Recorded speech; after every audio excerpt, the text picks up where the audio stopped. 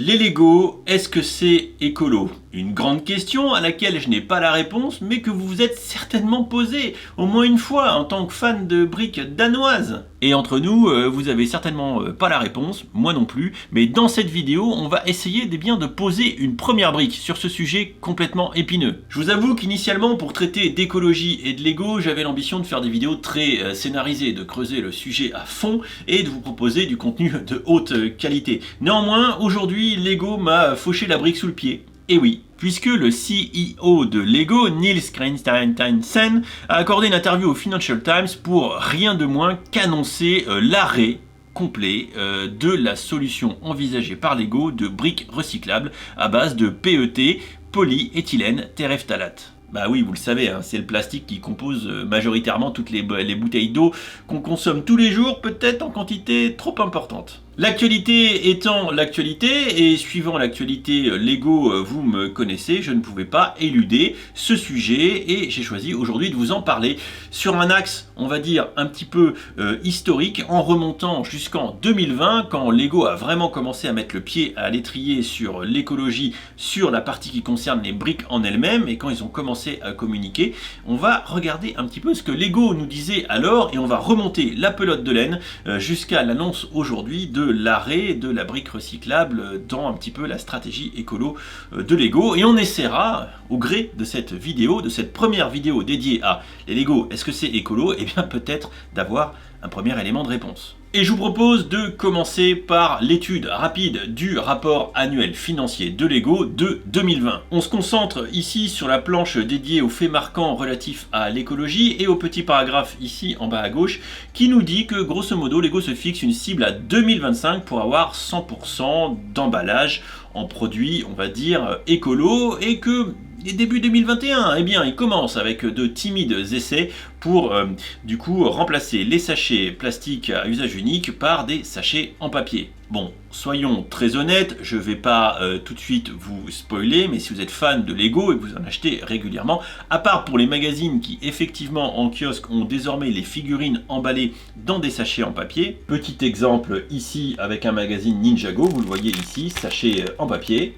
Eh bien, pour les sets, on est encore en train de se brosser avec Martine, hein. On n'en a quasiment pas vu, ou tout du moins très très peu, et c'est dans tous les cas, et on y reviendra, très en deçà des cibles initiales de Lego. Et entre nous, j'avais quand même envie de faire une vidéo dédiée au sac en papier, juste pour me moquer, parce que je suis un gars sympa. On regarde désormais le rapport financier annuel de Lego 2021. Et je vous préviens, 2021, c'est l'année où Lego, ils sont chaud cacao. Mais quand je dis chaud cacao, c'est que d'un point de vue communication écolo, ils sont pleines balles, ils nous vendent du rêve, ils sont comme ça, ils sont taqués gaz. Dès les premières planches et infographies de synthèse, ici, Lego commence à donner le ton avec Building a Sustainable Future, avec le premier prototype de briques réalisé à partir de matériaux recyclés, ici. On continue avec une planche qui est cette fois-ci complètement dédiée à l'approche recyclage écolo de Lego, avec tout d'abord en 2021, c'était au mois de juin, ils ont révélé effectivement un prototype réalisé par 150 experts qui ont testé plus de 250 formulations de polyéthylène terephthalate. Voilà pour nous faire évidemment cette brique recyclée. Alors, je vous mets derrière moi des extraits de la vidéo qui avait été diffusée par les canaux sur les canaux de Lego pour un petit peu accompagner cette annonce de cette première brique recyclée faite à base de bouteilles en plastique, comme ici ma petite bouteille de Courmayeur, évidemment. Et rappelez-vous la LegoCon où on avait eu un petit couplet, LegoCon No.1, RIP la LegoCon, où on nous avait expliqué le process un petit peu d'obtention de ces premières briques en PET recyclées. Voilà, c'est d'une complexité infinie bien évidemment, mais on y reviendra un petit peu après quand on aura fini de balayer les rapports financiers. Bref, en plus de la brique recyclée, on nous redonne des infos sur le biopolyéthylène fait à base de sucre de canne. Et encore une fois, on revient en 2021, méthode Coe, sur les succès accomplis dans le remplacement des sachets plastiques à usage unique pour faire le packaging, bien évidemment. Et on nous dit qu'on va commencer les phases de test, etc. On va implémenter ça gentiment en 2022, voilà, pour commencer commencé à essayer de tenir l'objectif de remplacement à 100% pour 2025. En 2022, ils y croient toujours, qu'ils vont remplacer en 2025 tous les sachets plastiques par du papier. Mais ça, c'est que le rapport financier que je vous ai montré. Et c'est important de revenir dessus, parce que ce rapport financier de 2021, eh bien, il est vraiment chaud patate, vraiment chaud patate. On est en 2021 toujours, ne dis-je pas de bêtises. Voilà, et ici, on nous dit, attention, regardez, 2030, objectif couillu, on veut évidemment faire des produits avec plus de sources renouvelables, avec toujours le premier prototype de briques en matière recyclée ici, et une cible d'avoir presque 50% des produits designés contenant des éléments en biopolyéthylène. Chaud cacao Lego en 2021, c'est clairement un truc de dingue, parce que le sujet du biopolyéthylène, ça serait une vidéo en soi, et je pense d'ailleurs que je la ferai quand j'ai le temps. Tout comme le biocarburant, à quel moment il sera socialement acceptable, eh bien de faire pousser des jouets sur des terres agricoles quand des gens meurent de faim. Et oui, c'est un vrai sujet. Alors quand Lego annonce en 2030 d'avoir la cible d'inclure plus de biopolyéthylène, fabriqué, je le rappelle, à base de sucre de canne, notamment utilisé pour les végétaux, chez Lego, toutes les briques un petit peu souples, pour les branchages, les arbres, etc. Eh bien, pourquoi pas? Néanmoins, ça va finir par poser un sacré problème éthique de choix d'utilisation de terres agricoles. Voilà. Sans compter qu'évidemment, 2030, l'objectif d'inclusion plus important, eh bien, de briques recyclées à base de PET en remplacement du sacro-saint ABS. Bon, ça, les petits amis, c'était en 2021. Quand ils étaient chauds comme la braise, tel un barbecue Weber lancé pleine balle pour faire cuire une côte de bœuf et des ribs marinés. Je vous propose désormais de regarder le rapport 2022. Et là, les enfants, on va commencer à rigoler un petit peu. Toujours les infographies principales avec quelques éléments, on regarde toujours la partie en vert. Ici, première boîte avec les sachets en papier. Alors si je dis pas de bêtises, c'était la boîte de Noël dédiée aux employés Lego. C'était la boîte 10 ans anniversaire Ninjago que j'ai eu entre les mains. Alors vous parlez d'un succès, une boîte tirée à 20 000 exemplaires. Oh là là, même pas une boîte en grande série. Eh ben franchement, pas bravo Lego. Si on regarde cette planche qui est pas bardée de verre contrairement à d'habitude, Creating a Sustainable Future, on va voir quelques informations importantes. Tout d'abord, ils vont commencer à nous bassiner avec la réduction des émissions de carbone de 37% par rapport à 2019 en 2032, voilà, donc l'objectif c'est faire moins 37 en 2032 par rapport à 2019, c'est ambitieux, et je pense qu'ils vont nous bassiner avec ça de manière notable dans les années à venir, petit spoil de la suite. Et là ils nous disent, on a également fait des progrès pour avoir notre packaging 100% renouvelable par la fin de l'année 2025, voilà, donc du coup on va retirer les sachets en plastique, et on commence en 2022 à introduire les sachets papier. C'est le rapport financier global et c'est plutôt timide. On continue avec encore une fois ici beaucoup de timidité dans ce rapport 2022 autour de la brique recyclée. On a continué d'innover sur nos produits, tester de nouvelles matières recyclables, plus écolo, etc. Et des éléments tels que le prototype de la brique faite à partir de PET et les éléments de biopolyéthylène. Bon alors les petits amis, je vous rappelle qu'en 2021, il y avait des planches complètes dans le rapport annuel pour parler de ça. En 2022, on a à peine un petit paragraphe. Je pense que ça sentait déjà le poney en 2022 et qu'ils étaient déjà convaincus que ça allait pas le faire. Si on va un petit peu plus loin, on a ici une planche sur la Sustainability Highlight, donc un petit peu l'approche écolo avec l'effet marquant. Et là déjà, l'environnement n'est plus qu'une brique au milieu, perdue entre les enfants et les gens. Voilà, avec l'inclusivité, etc. Ce dont Lego nous bassine à longueur de journée désormais, et l'écologie se retrouve un peu au milieu, parent pauvre. Alors évidemment, donc réduire la part d'émissions carbone, ça va être le grand fer de bataille pour les années qui viennent. Réduire les déchets, ça c'est évident. Rajouter beaucoup d'éléments en biopolyéthylène. Donc ça c'est raccord avec le sujet que je disais tout à l'heure, ça va poser un vrai problème à un moment donné. Acheter de la canne à sucre pour faire du biopolyéthylène et pas de la bouffe, ça va commencer, je pense, à poser une question si l'échelle devient plus importante et le degré d'acceptabilité, encore une fois, relatif à ce sujet, enfin ce n'est que mon opinion.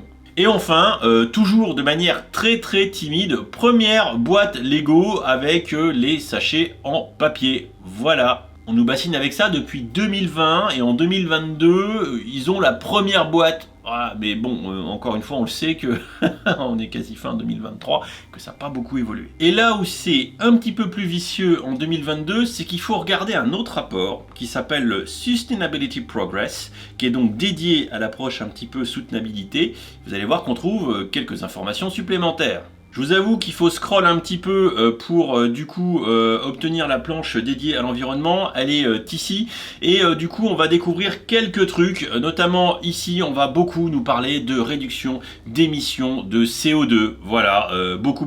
2032 ça tombe bien, ça sera les 100 ans de Lego et quoi de mieux pour les 100 ans que d'annoncer une belle réduction en émissions de CO2.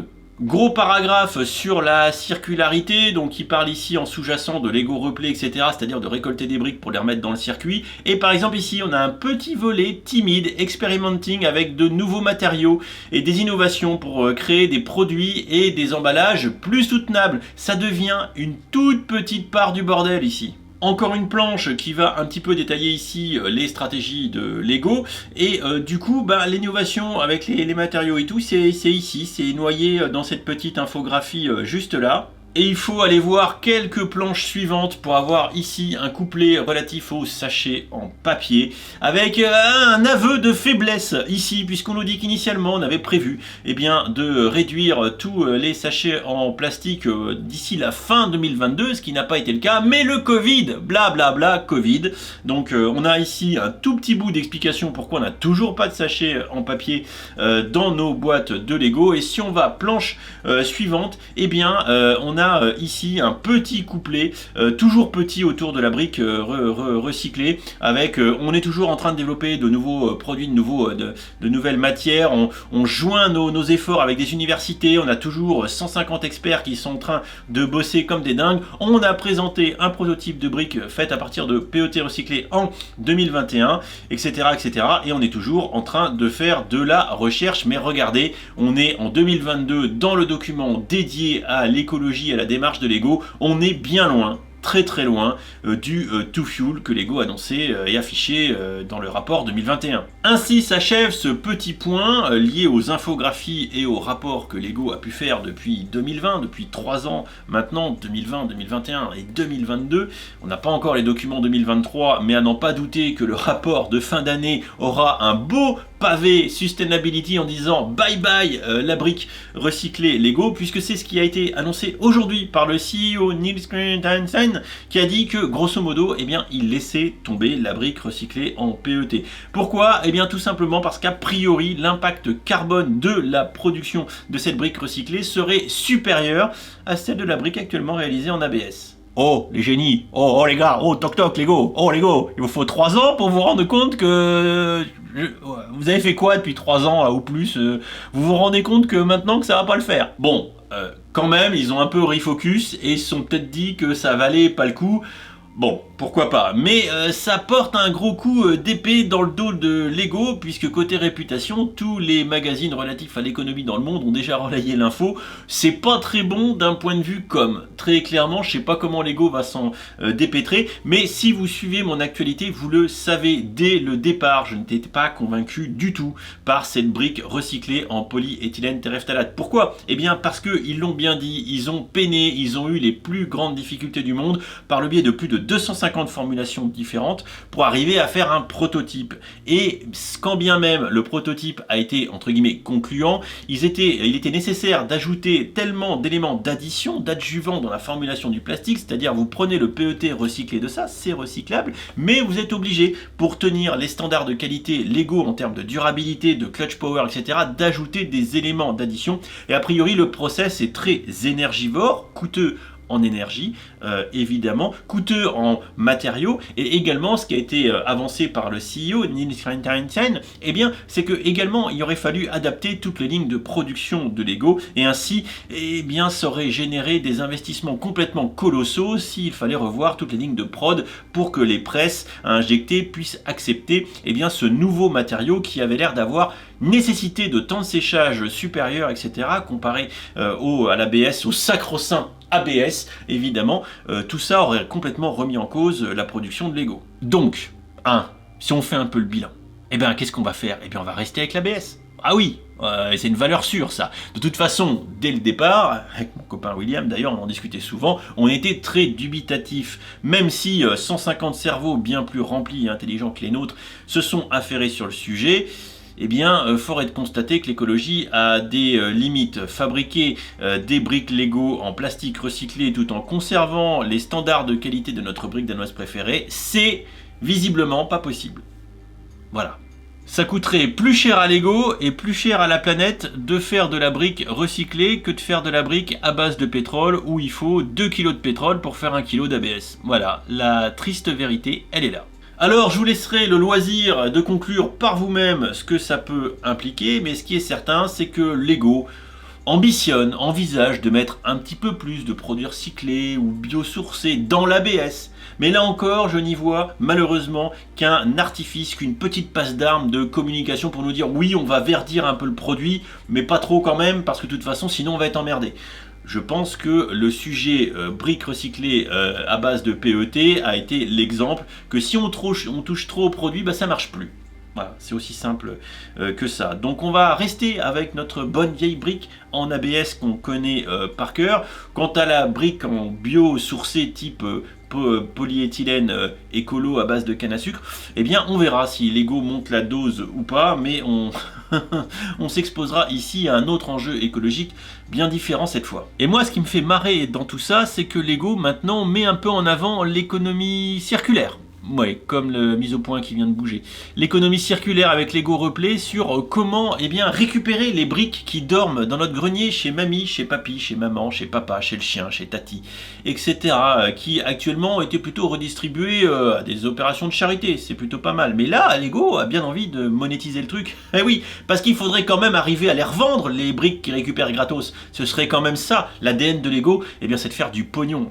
Je ne citerai pas ici Lego ID avec les repêchages du repêchage sur Bricklink avec le Bricklink Designer Programme. Lego, c'est recycler, mais surtout c'est recycler notre pognon. Ça, c'est le principal avant toute chose, très clairement. On va donc voir dans les années qui viennent ce que Lego va nous réserver de ce point de vue-là en termes de recyclage, s'ils vont bien recycler notre fric en même temps que les briques, et on verra un petit peu ce que ça va donner. Lego va désormais également se consacrer à réduire ses émissions de CO2. Est-ce qu'ils vont utiliser des camions électriques? Est-ce qu'ils vont peut-être faire des usines plus écologiques? C'est ce qu'ils font actuellement à coup de panneaux solaires, de gestion des déchets, etc. Bref, tout ce que fait une entreprise normale et digne de ce nom pour suivre la mouvance écologique et être un tant soit peu responsable. Quant à notre jouet en brique danoise préférée, en ABS, est-ce que ce jouet est écologique? Eh bien écoutez, je vous laisse me répondre dans les commentaires. Je pense qu'en ayant vu cette vidéo, vous avez déjà une partie de mon avis. Mais après tout, ce n'est que la première vidéo sur le sujet. Je vais peut-être pas tout vous dire maintenant. Allez, à très vite. Ciao, ciao.